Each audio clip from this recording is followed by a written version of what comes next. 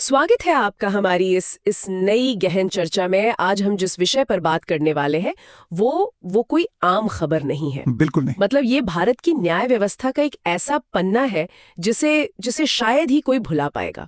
हमारे पास जो reports, court के बयान और हालिया फैसले के दस्तावेज हैं, उनके आधार पर आज हमारा मिशन ये समझना है कि कैसे एक छोटी सी बात देश के सबसे बड़े पुलिस कस्टडी टॉर्चर केस में बदल गई। सही कहा आपने। तो चलिए थोड़ा माहौल सेट करते हैं। बात है तमिलनाडु के एक छोटे से कस्बे सत्थानकुलम की। रात के करीब 8 बज रहे थे जी। और सब कुछ एकदम सामान्य लग रहा था। सड़कें शांत थी, दुकानें धीरे धीरे बंद हो रही थीं। पी जयराज और उनके बेटे जे बेनिक्स अपनी मोबाइल की दुकान के बाहर खड़े थे। और आरोप क्या था? आरोप बस इतना था कि लॉकडाउन के दौरान उन्होंने अपनी दुकान तय समय से थोड़ी ज्यादा देर तक खुली रखी थी। बस इतनी सी बात? हाँ, बस इतनी सी बात। किसी ने सपने में भी नहीं सोचा था कि ये मामूली सी बात कुछ ही घंटों में एक खौफनाक मौत की कहानी बन जाएगी। तो चलिए इसे डिकोड करते हैं और समझते हैं कि उस रात आखिर हुआ क्या था। देखिए, दुकान के बाहर की उस शांति से लेकर पुलिस स्टेशन के अंदर की बर्बरता तक का जो सफर है वो बहुत विचलित करने वाला है। उस रात पुलिस की जीप वहां रुकी और पिता और पुत्र दोनों को हिरासत में ले लिया गया। अब कस्बे के लोगों को तो यही लगा होगा कि भाई एक रूटीन पूछताछ है। हाँ, मतलब आमतौर पे यही होता है ना, फाइन लगेगा और सुबह तक दोनों घर लौट आएंगे। बिल्कुल। लेकिन सथानकुलम थाने की उन बंद दीवारों के अंदर जो हुआ उसने इंसानियत को बुरी तरह शर्मसार कर दिया।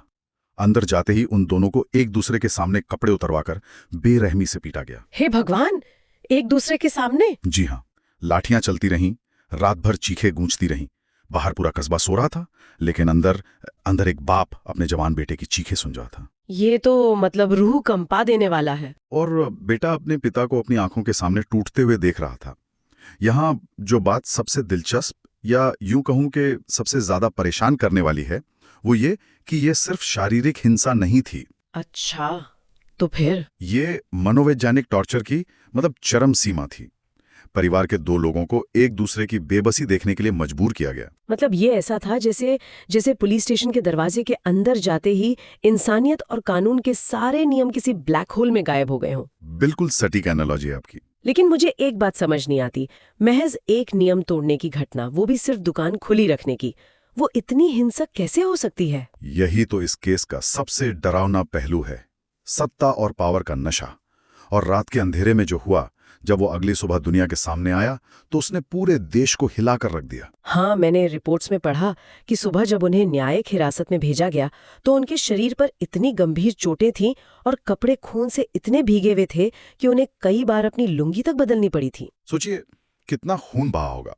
और यहीं से कहानी वास्तव में दर्दनाक हो जाती है, क्योंकि कुछ ही दिनों के बाद पहले बेटे बेनिक्स की मौत हो जाती है और ठीक अगले दिन अपने बेटे का गम और वो दर्द न सह पाने के कारण पिता जयराज भी दम तोड़ देते हैं। और ये घटना मतलब ये सिर्फ एक कस्टोडियल डेथ नहीं रही, ये पूरे देश के गुस्से की आग बन गई। सोशल मीडिया पर लोग इसे इंडियाज जॉर्ज फ्लॉयड मूवमेंट कहने लगे। राइट, जॉर्ज फ्लॉयड वाला मामला जहां रक्षक ही भक्षक बन गए थे। बिल्कुल। अगर हम इसे व्यापक तस्वीर से जोड़ें तो असली सवाल सिर्फ 2 मौतों का नहीं था। असली सवाल था सिस्टम पर भरोसे का। मतलब अगर पुलिस स्टेशन के अंदर भी कोई सुरक्षित नहीं है तो आम आदमी न्याय और सुरक्षा के लिए जाए कहाँ? सही कहा। और फिर इसी भारी जनाक्रोश के बाद कहानी में एंट्री होती है सीबीआई की। हाँ, क्योंकि एक निष्पक्ष जांच तो जरूरी थी। और सीबीआई ने जब जांच शुरू की तो ऐसे चौंकाने वाले सच सामने आए जिसने सबकी नींद उड़ा दी। क्या मिला उन्हें? उन्होंने थाने की दीवारों, टेबलों, लाठियों, यहाँ तक कि वॉशरूम से भी डीएनए सैंपल्स लिए। और वो सारे सैंपल्स जयराज और बेनिक्स के डीएनए से मैच हो गए। बाप रे, इसका मतलब उन्हें पूरे थाने में हर जगह घुमा घुमा कर पीटा गया था। बिल्कुल। लेकिन कहानी में सस्पेंस अभी खत्म नहीं हुआ था। CCTV footage? हाँ, सबसे बड़ा सवाल यही था कि उस रात की सीसीटीवी फुटेज कहाँ है? और जवाब में क्या मिला? कि सिस्टम रोज अपने आप ओवरराइड हो जाता है। जी, पुलिस ने कहा कि वो क्रूशियल फुटेज बचाकर नहीं रखी गई। देखिए, मुझे ये बात बिल्कुल हजम नहीं होती।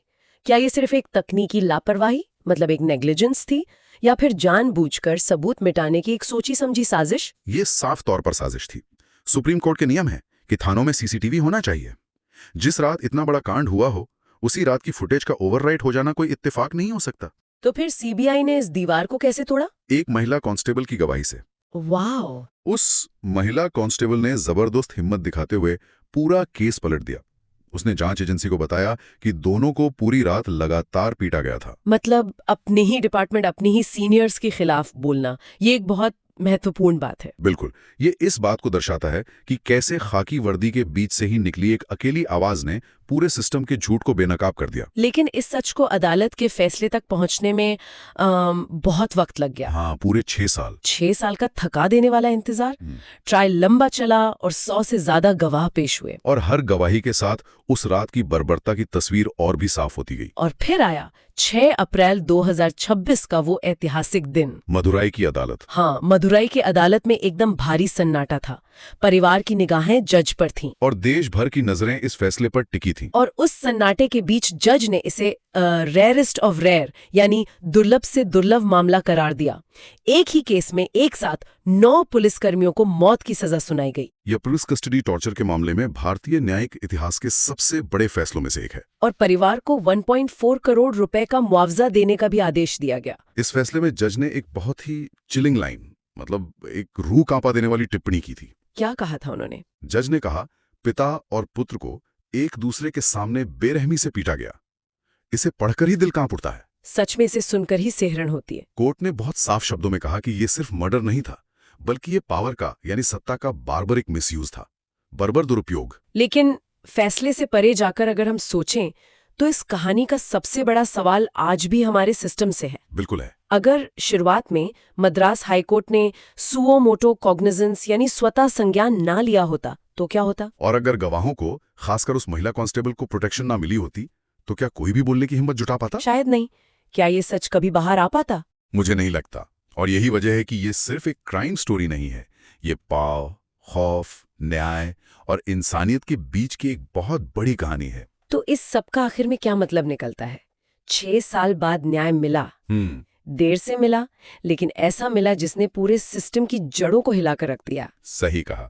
इस पूरी डीप डाइव में हमने यही देखा कि कैसे एक मोबाइल की दुकान से शुरू हुई बात ने न्यायिक इतिहास में एक अमिट छाप छोड़ दी। और शायद इसका सबसे बड़ा मैसेज यही है कि वर्दी कानून से ऊपर नहीं होती। बिल्कुल नहीं। जब कानून के रखवाले ही दरिंदे बन जाएं, तो न्याय देर से ही सही, लेकिन इतिहास लेकर आता है। बहुत ही सही बात कही आपने। और जाने से पहले आपके लिए सोचने के लिए एक बात। जी। जरा सोचिए, अगर इस मामले में मद्रास हाईकोर्ट ने वो स्वतः संज्ञान न लिया होता और उस एक महिला कांस्टेबल ने अपनी जान पर खेलकर वो गवाही न दी होती, तो शायद ये फाइल भी हमेशा के लिए किसी अलमारी में बंद हो जाती।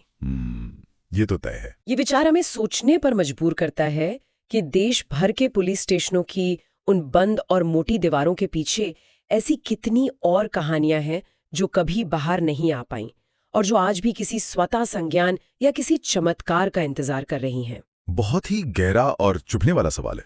स्रोतों और तथ्यों की इस गहरी यात्रा में हमारे साथ जुड़ने के लिए बहुत बहुत धन्यवाद।